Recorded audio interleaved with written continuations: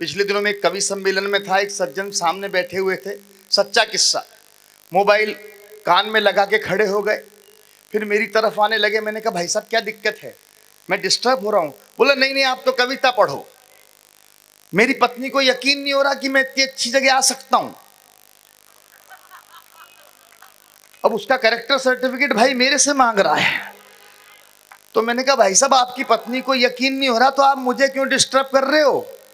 बोला वो आपकी आवाज सुनना चाहती है। मैंने मजाक कर ली, और आप मजे लेना थोड़ी देर उल्लास का, इस शब्द को चरितार्थ करें।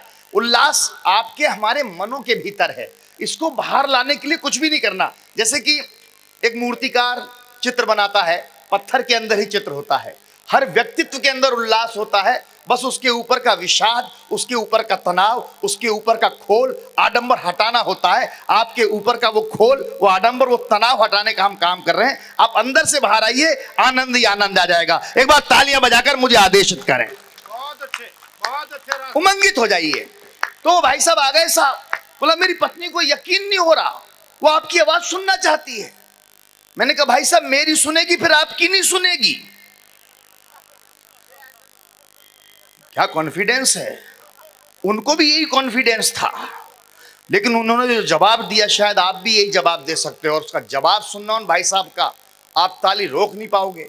मैंने कहा भाई साहब अगर आप अपनी पत्नी को मेरी आवाज सुनाओगे फिर वो आपकी नहीं सुनेगी। वो बोला भाई साहब एक बार आप सुन लो फिर आपकी नहीं निकलेगी। आजकल के नेता सारे बिजी हैं साहब, हमारे शहर में लोकसभा में सारे नेता बिजी हैं। कहीं चुनाव कार्यालय का उद्घाटन हो रहा है, कहीं किसी कार्यालय का उद्घाटन हो रहा है, सारे नेता कैंची लेके घूम रहे हैं। पता नहीं कहां उद्घाटन करना पड़ जाए। वो पिछले दिनों एक नेताजी ऐसी कैंची तैयार थी, शादी समारोह में पहुंच गए, वर वधू फेरे ले रहे थे। देखो आधी बात समझोगे ज्यादा मजे आएंगे। मुझे पूरी क्यों हुआ यार? हाय बहुत अच्छे। हाँ ये भाई साहब आप दोनों पास पास बैठा दो इनको, आपको ओवरटेक कर रहे हैं।